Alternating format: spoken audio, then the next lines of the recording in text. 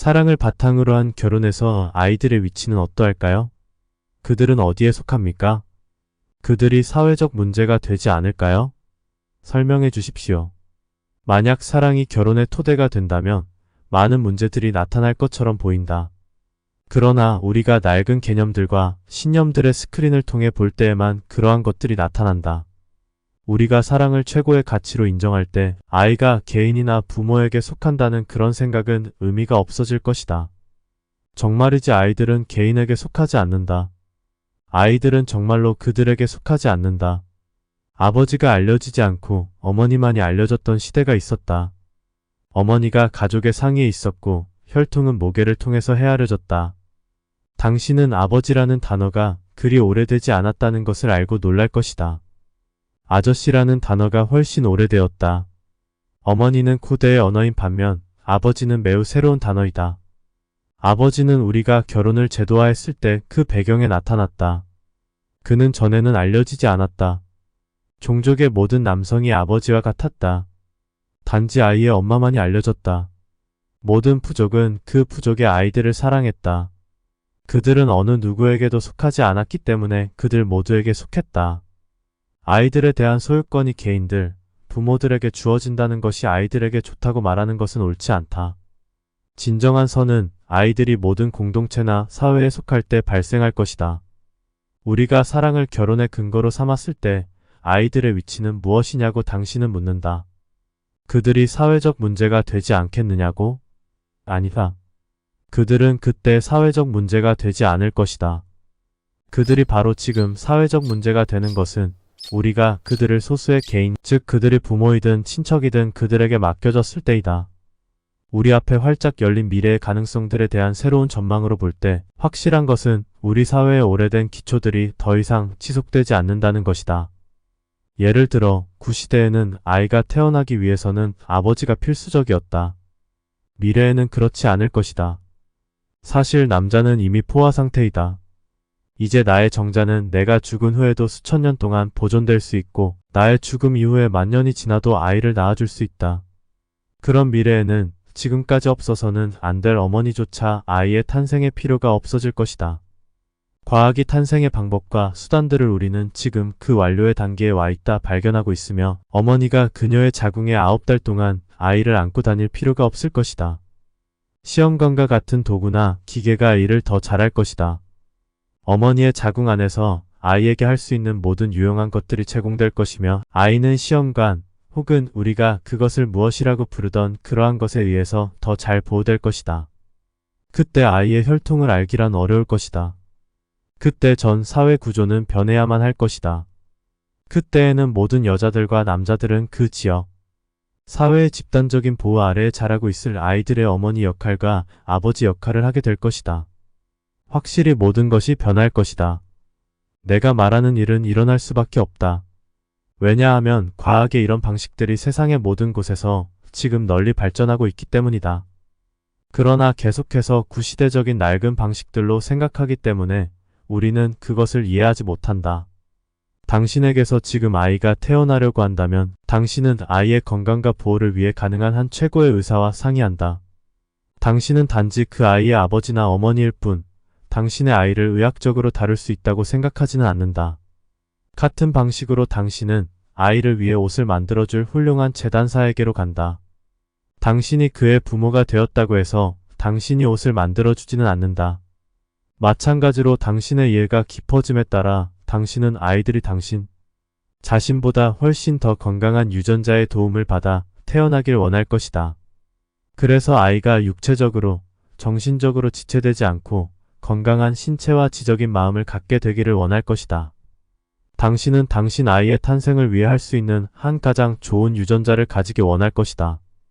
어머니가 되려는 사람의 입장에서는 외부적으로 더 낫고 건강한 방법으로 아이가 자랄 수 있는 시설들이 만들어질 수 있다면 그녀의 자궁 안에 아이를 9달 동안 넣고 다니기를 원하지 않을 것이다. 그때 오늘날과 같은 부모의 역할은 필요하지 않을 것이다. 그래서 부모의 역할이 중단되면 어떻게 결혼 그 자체가 존재할 수 있겠는가? 그때 결혼의 근거는 사라질 것이다. 한편으로는 기술이, 다른 한편으로는 인간 마음의 과학이 아이들에 대한 개인적인 소유권을 사라지게 하고 있다. 이것은 사회 구조 안에서 이러한 급격한 변화와 더불어 모든 인간의 문제들이 끝날 것이라는 의미는 아니다. 우리가 만든 각각의 새로운 경험과 변화는 그 자체의 문제들을 함께 가져올 것이다. 그와 같은 문제들이 일어나지 말아야 한다는 것은 중요한 점이 아니다. 인간은 항상 문제들을 가지고 있을 것이다. 중요한 점은 우리가 지금 가지고 있는 것보다 더 새롭고 더 큰 문제들을 다루어야 한다는 것이다. 진정한 질문은 오늘날의 우리의 문제들이 우리가 과거에 가졌던 것들보다 더 나아야 한다는 것이다.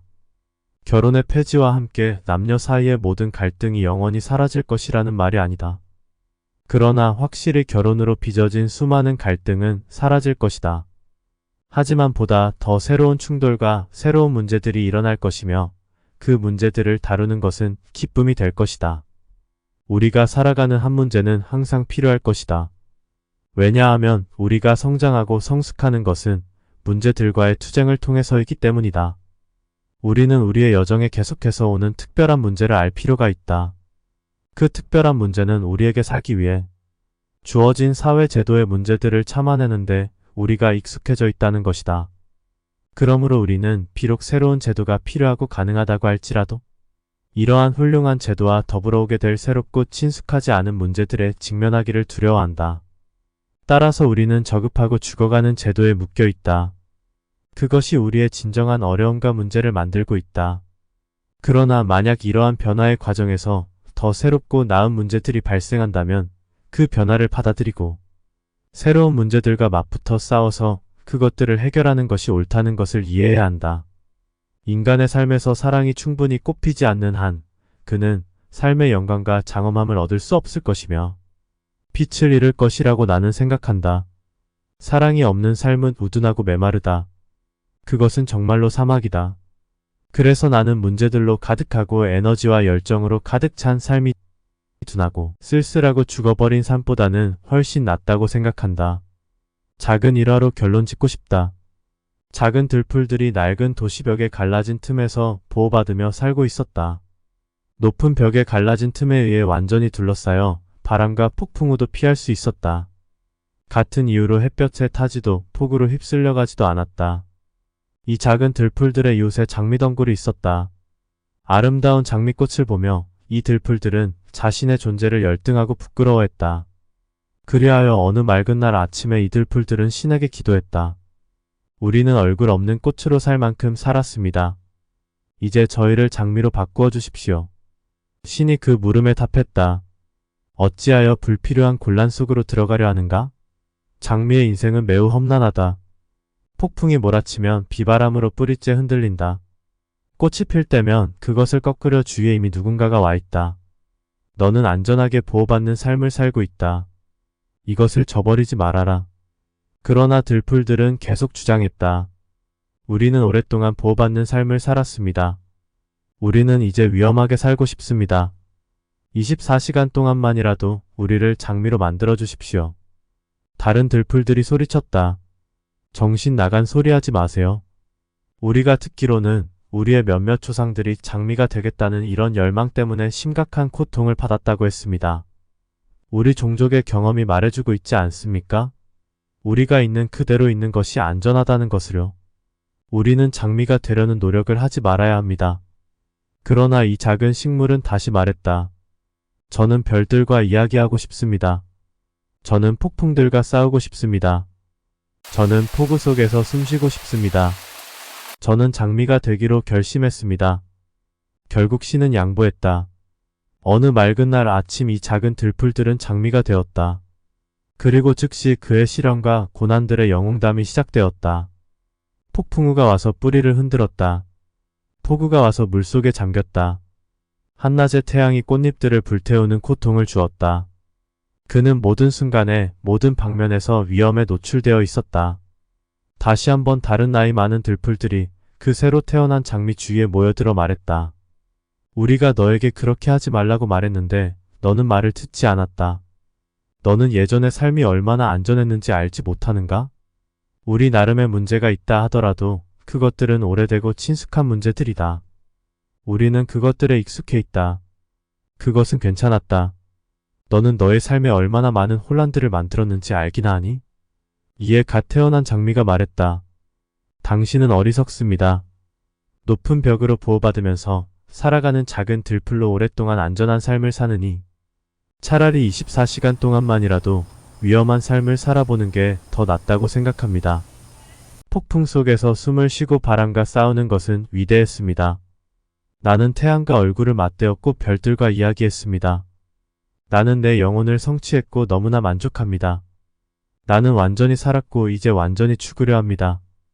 당신의 삶에 관한 한, 당신은 살아있는 죽음을 살고 있습니다.